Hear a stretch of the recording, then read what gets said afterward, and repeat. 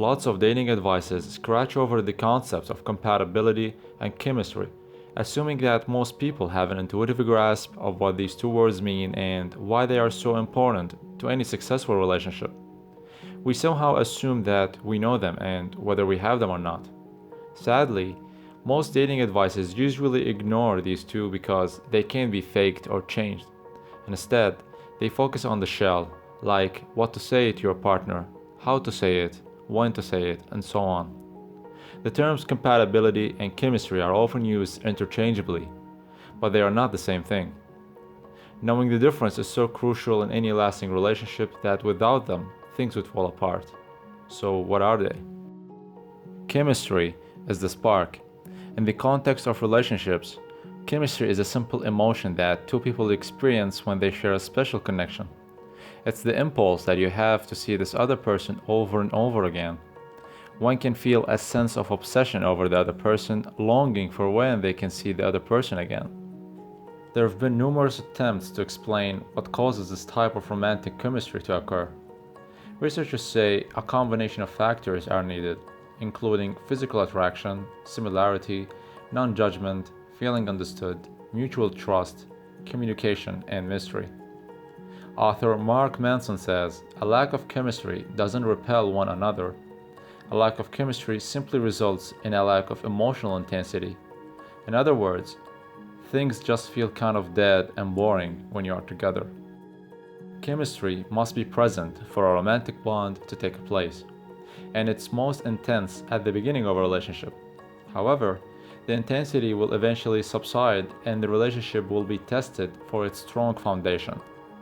The basis for this foundation stems from how compatible both parties are, which then leads us to wonder, what is compatibility? Compatibility is the glue that holds the relationship together. It's the foundation on which you and your partner build your lives together.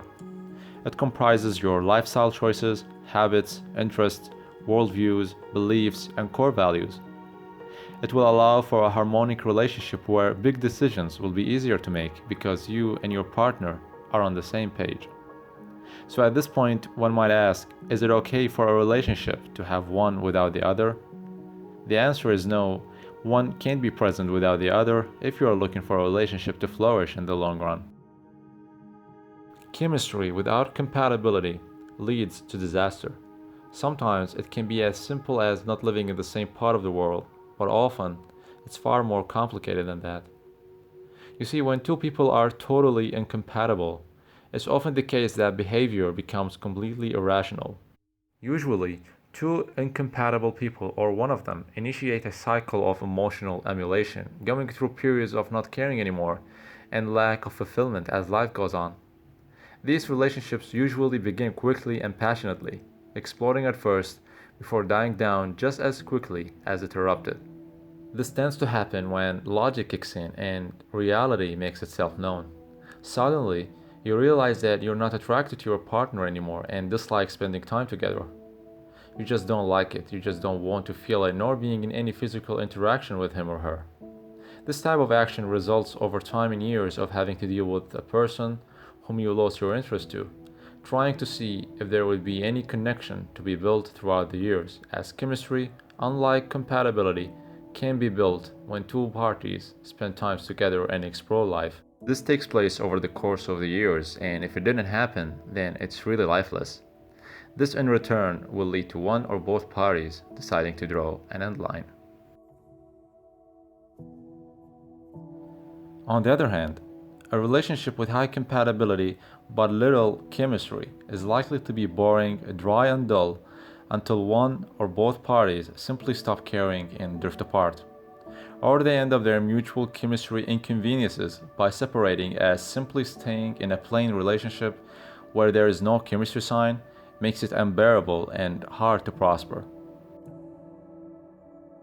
So in recap, by now you know that compatibility is far more important than chemistry. Yet, this doesn't mean it's fine to have one without the other, as both must be present on the relationship longevity scale. So up until this point, a new question rises up. How do you find a partner with relationship compatibility? You see, the most important thing to consider in your decision is to choose someone you really like being around, without putting masks over who you really are in any way, shape, or form, without faking your emotions, nor having to spend time just to please. That being said, there are tons of research out there suggesting too many criteria to look at when looking for a compatible relationship. And they do bring some valid points to consider, but in this video, I'll be sharing my own personal opinion. You don't have to buy my words for it, it's just how I like to envision and live a healthy and lasting relationship.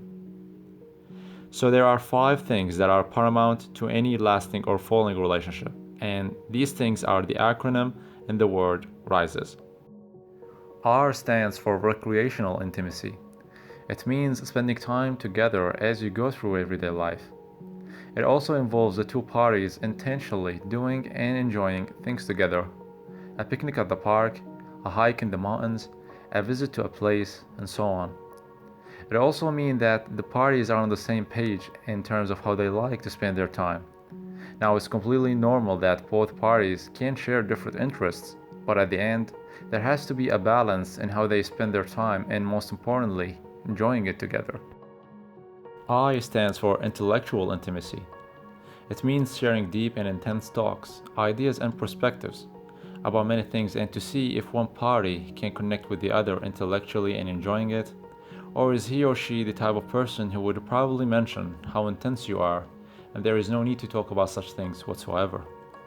You see, having an intellectual gap is almost like you and your partner are separated by oceans, mentally speaking, which affect the course of reacting to things and the overall relationship.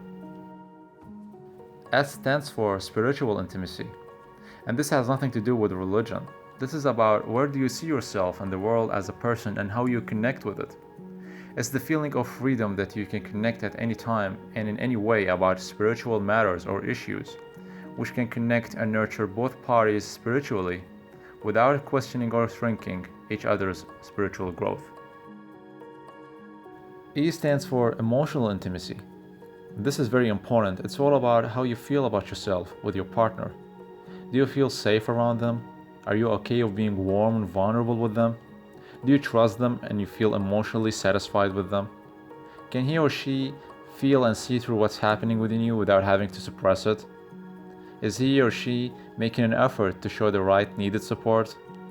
You see, it's a sense of closeness and a time when your ideas and thoughts can be seen and heard just by looking at you. This is very crucial as its absence means that there is no emotional understanding, which then leads one or both parties deciding to detach themselves from one another, as it won't be nearly as satisfying as it should be. And lastly, S for sexual intimacy, which is pretty self-explanatory. It shows if both parties are satisfying each other's needs physically, whether in a conservative or non-conservative way. Most relationships will slowly wither and die without having it, especially during the young ages of both parties. If one can't be intimate with another, whether physically or emotionally, then it's highly likely things will take a turn. And that's pretty much it for the word rises. And one last thing that is worth mentioning here is the financial aspect, which also plays a huge role in the sustainability of a relationship. Now, is it important to have all of these together? In my eyes, yes, because I believe this is the hierarchy of a strong and long relationship. But at the end, it's up to what the parties prefer. It has to be around how well both parties can align. If both of them are okay with letting go of a few things and both are happy with it, then it shouldn't be a problem. But if one needs them and the other can't provide, then this is certainly an issue. You see, it's okay to be too critical in a relationship and too emotional as well. What matters is to have a happy, lasting relationship where your needs are met and your partner is fully on your side willingly and happily and have your back mentally and emotionally. It's unhealthy to bury things deep down or to let go of many things that you desire, relying on hope that something might change, or for the sake of prolonging a relationship that doesn't bring you any fulfillment nor satisfaction.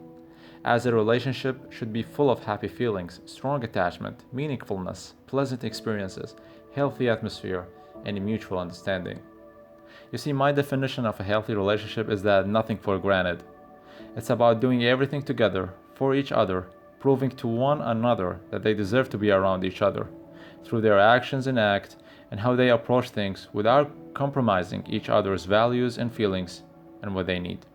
If you want to ultimately end up enjoying your life and time with an amazing partner, because at the end, you matter. Your happiness and fulfillment and how would you live a relationship matter. And anything below that pure attachment, mutual love, and fulfillment is simply unneeded.